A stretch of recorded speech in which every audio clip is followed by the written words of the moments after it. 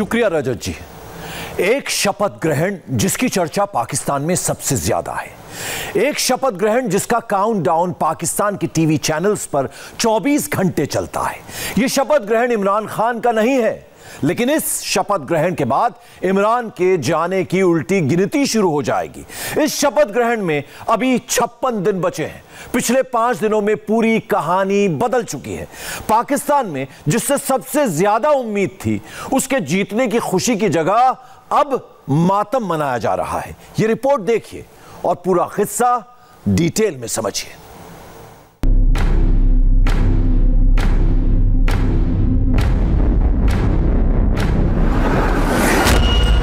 पाकिस्तान में 20 जनवरी का खौफ है। वो चीज़ें इतनी वाज़ेह होकर अब सामने आ रही हैं कि अब मुख्तलिफ शख्सियात जो हैं उनको, जो हमारे अकाबरीन हैं, उनको ज़रा थोड़ा सा संजीदगी से मामला को देखना चाहिए, जो रियासत के अमूर को चला रहे हैं कि रियासत जो है वो कहाँ पे खड़ी है। जो बाइडेन की नई टीम हेडलाइन में है। बहुत ज्यादा जोर लगाया पाकिस्तानियों ने, शानदार जोर लगाया और ये उम्मीद रख ली कि अब जो बाइडेन एडमिनिस्ट्रेशन है वो पाकिस्तानी अमेरिकन को स्पेस देगी। एक महिला से आतंकिस्तान डरा हुआ है। एक शख्सियत इस कमरे में मौजूद है, लेकिन वो इस तस्वीर में नहीं है, और वो शख्सियत सबसे आम शख्सियत है और वह खातून है। इमरान खान को युद्ध क्यों दिख रहा है? पाकिस्तान में 9 साल पुरानी ये तस्वीर टीवी पर बार बार दिखाई जा रही है। खास बात यह है कि इस तस्वीर में जो नहीं दिख रहा, डिस्कशन उस पर हो रहा है। 2011 की ये तस्वीर तब की है जब एबटाबाद में ओसामा बिन लादेन को मारने का ऑपरेशन चल रहा था और वॉशिंगटन में प्रेसिडेंट ओबामा और वाइस प्रेसिडेंट जो बाइडेन के साथ national security team situation room में सब कुछ लाइव देख रही थी।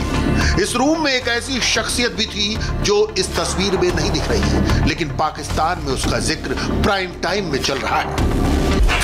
2011 में जब ओसामा बिन लादेन के लिए एबटाबाद में रेड हुआ तो 2 मई पाकिस्तान में, लेकिन अमेरिका में उसको 1 मई उसको, क्योंकि वो टाइम डिफरेंस। तो उसके बाद ये हुआ कि जो उसकी तस्वीर हमारे सामने आती है जिसमें सिचुएशन रूम है और उसमें जो बाइडेन भी हैं और उसमें जो है वो हमने ये कल भी बात की थी कि वहाँ पे जो है वो जो आने वाले सेक्रेटरी खारजा हैं वो भी मौजूद हैं। एक शख्सियत इस कमरे में मौजूद है, लेकिन वो इस तस्वीर में नहीं है, और वो शख्सियत सबसे आम शख्सियत है और वह खातून है। टीवी पर एंकर पत्रकार भूमिका बांध कर एक महिला के बारे में बता रहे हैं। उनका बायोडेटा सुनाया जा रहा है। वो जो खातून है, उन्होंने कहा कि मैं तस्वीर का हिस्सा नहीं बनूंगी। वो साइड पे खड़ी होके वो ब्रीफ कर रही हैं इन सबको कि क्या हो रहा है। अच्छा, वो जो खातून है वो उन्होंने ये पूरा जो ओसामा बिन लादेन का जो ऑपरेशन था उसके अंदर इनका बड़ा कलीदी रोल था। उस ऑपरेशन को मुनज़्ज़म करने में, उसको स्टार्ट करने में, उसको आगे तक पहुंचाने में वो वहां पे खड़ी होकर वो ब्रीफिंग दे रही थी। अच्छा, उसके बाद जो है ये 2009 से पहले भी ये बहुत एक्टिव, ये ना एक तो कॉम्पिटेंट, इनको सुपर कॉम्पिटेंट कहा जाता है, सुपर कॉम्पिटेंट खातून, ठीक। और इन्होंने फिर 2003 में भी ये जो है ये बुश एडमिनिस्ट्रेशन जब थी तो ये इराक वॉर के बड़ी फेवर में थी। बड़ी कम खवातीन हैं जो पेंटागन में बड़े ऊपर के दर्जे तक पहुंचती हैं। जिस महिला का जिक्र टीवी पर किया जा रहा है उनका नाम है मिशेल फ्लोरनॉय। मिशेल के बारे में चर्चा है कि वो जो बाइडेन के कैबिनेट में रक्षा मंत्री बनने वाली है। मिशेल फ्लोरनॉय अमेरिका की डिफेंस फॉर पॉलिसी की अंडर सेक्रेटरी रह चुकी हैं और ऑपरेशन लादेन में उनका बड़ा रोल था।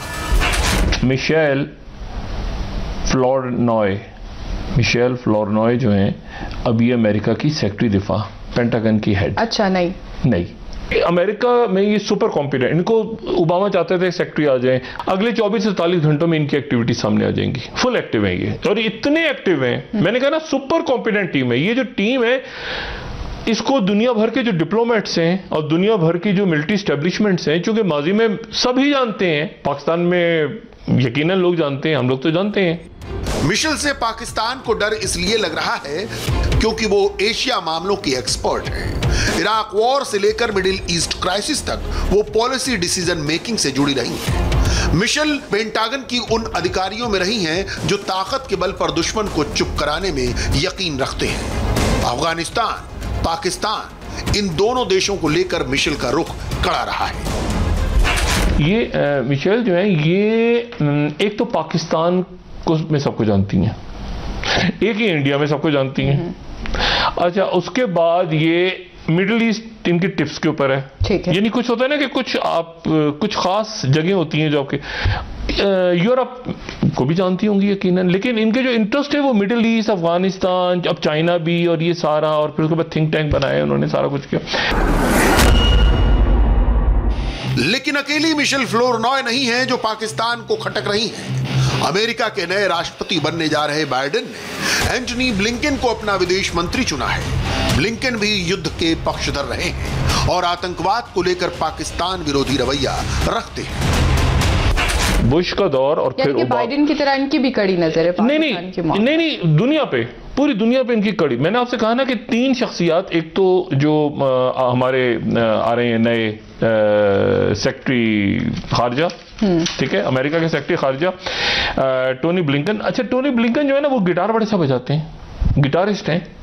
अच्छा, और मैंने कल भी बात की थी कि वो और सुलेमान जो हैं वो दोनों दोस्त हैं और एक पेज पे हैं। जो मिशेल है ना, ये चाहती थी कि 40,000 फौज हो, 40,000 फौज हो। हाँ, ये कॉइन, ये उस वक्त में कॉइन स्ट्रेटेजी आई थी ना ओबामा दौर में, लेकिन ओबामा माना नहीं था। ओबामा ने 30,000 की थी फौज।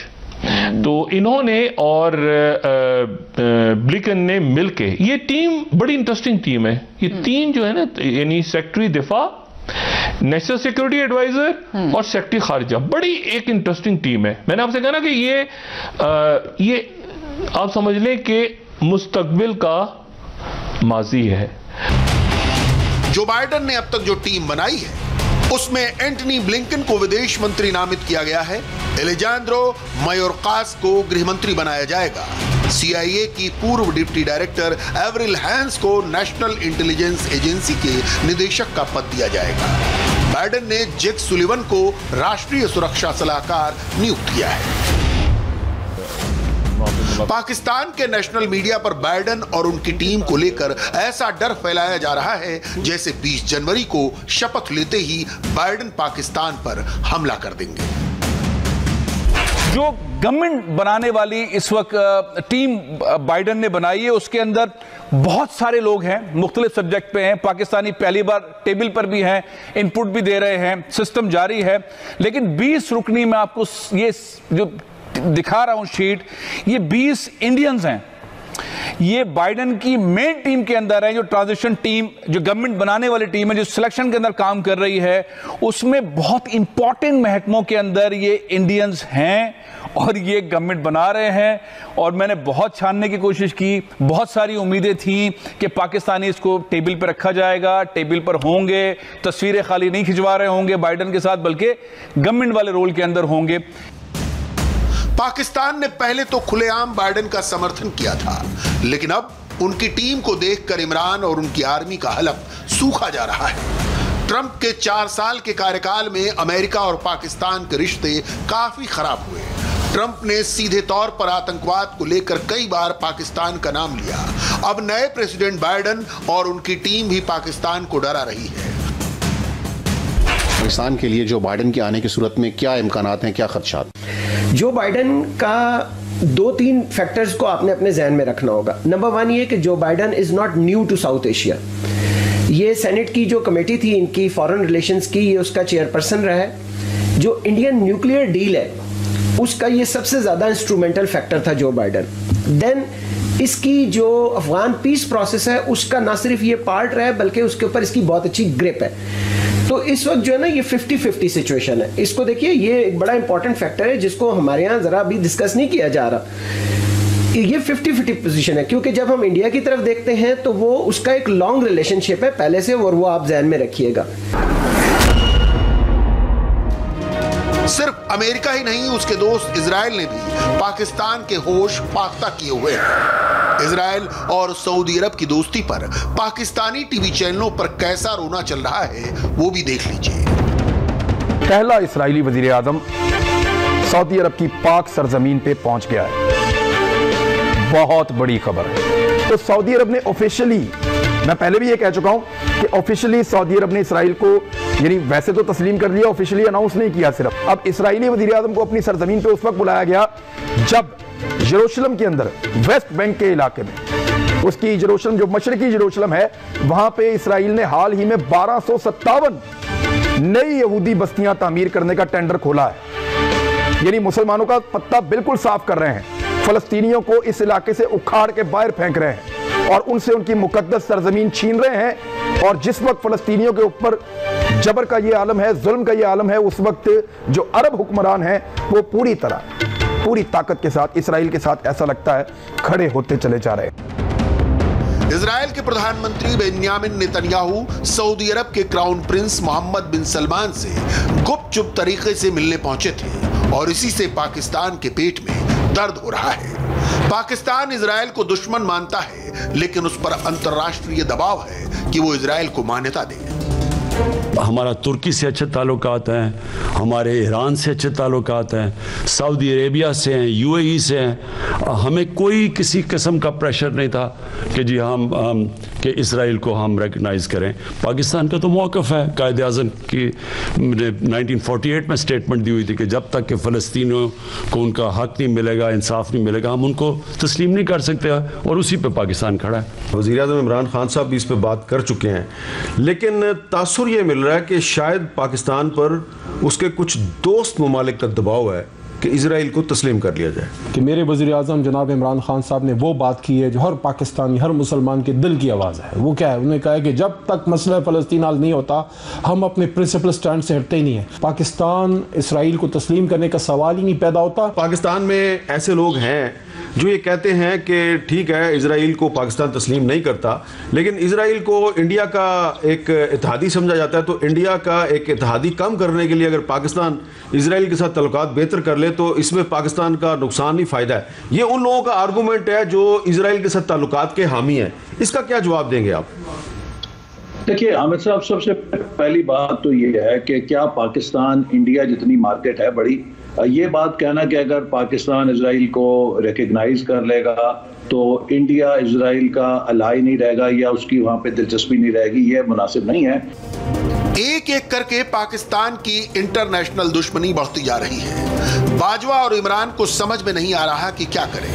पाकिस्तानी मीडिया सिर पकड़े बैठा है। तो मेरा नहीं ख्याल कि सऊदी अरब को कुछ जल्दी है इसराइल को तस्लीम करने की, और वो अपने मामलात अब सदर बाइडन की हुकूमत के साथ ही तय करेंगे।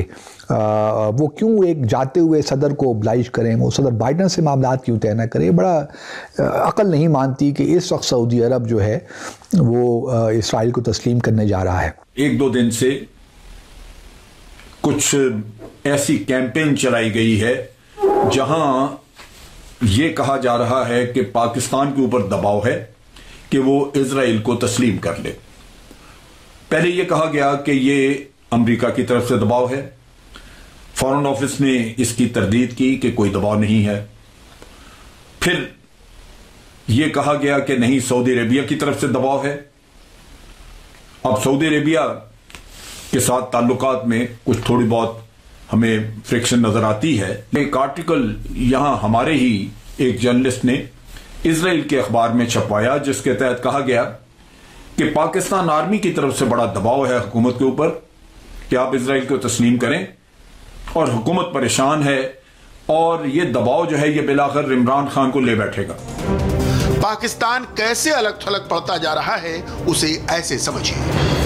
अमेरिका से पाकिस्तान को साथ नहीं मिल रहा।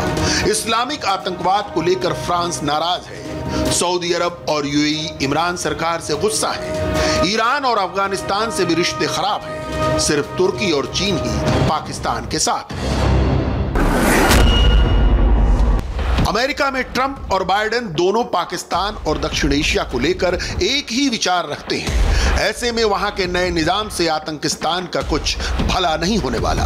पाकिस्तान के तमाम एक्सपर्ट्स को लग रहा है कि अमेरिका हर हालत में भारत का साथ देगा और तो और उन्हें 2021 में युद्ध भी नजर आ रहा है। लेकिन जो बाइडेन जो है वही काम करेगा जो इंडिया वाले क्यों परेशान हैं? जो वही बात करेगा जो कि एस्टेब्लिशमेंट वहां की चाहती है। जी, एस्टेब्लिशमेंट दुनिया भर में लड़ाई चाहती है। तो आप यकीन मान लीजिए जैन साहब 15 तारीख से ऑनवर्ड जो पीरियड भी जा रहा है, जो लम्हा जा रहा है, ये तो खैर शुरू हो गया था समवेयर इन अगस्त से शुरू हो गया था, सितंबर में ज़्यादा हो गया था कि किसी वक्त भी लड़ाई हो सकती है। तो आप समझ लीजिए कि जंग जो है दुनिया की एक आलमी जंग या कोई भी बड़ी जंग जो है किसी वक्त भी शुरू हो सकती है। जनवरी के अंदर हो जाएगी, जनवरी ज़्यादा बता दें। 2021 कहते हैं कि जंग का साल है, तो 2020 भी साल है। पाकिस्तान के अंदर हालात पहले से खराब हैं। बलूचिस्तान से पीओके और सिंध तक सरकार और आर्मी के खिलाफ अलग अलग फ्रंट खुले हुए हैं। विपक्षी दल रैलियां करके इमरान को हटाने की मुहिम छेड़े हुए हैं और अब बढ़ता इंटरनेशनल प्रेशर। जाहिर है इमरान खान से देश नहीं संभल रहा और ये बात पाकिस्तानी अवाम भी समझ चुकी है।